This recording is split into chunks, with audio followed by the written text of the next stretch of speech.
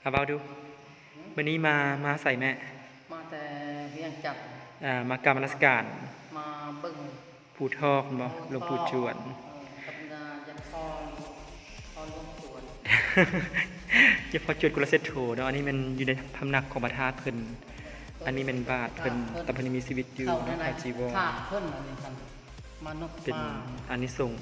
ที่ได้เห็นเพิ่นเนาะ ให้ดีมีแห้ง อันนี้ภายใน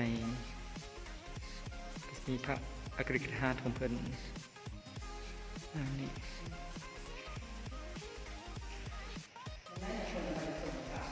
บอเพิ่นไปลุ่มแม่สาธุขอกราบกระสิบพร้อมเนาะ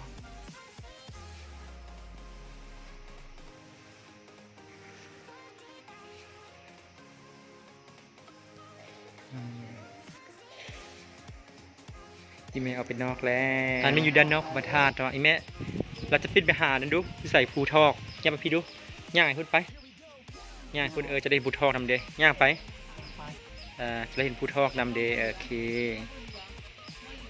รู้สึกพี่ปฏิลาได้พาแม่มาเนาะมาเบิ่งภูทอกมันนี่อากาศค่อนข้างดีหลายค่อนข้างแดดเดี๋ยวจะได้มาวันนี้มวนบอ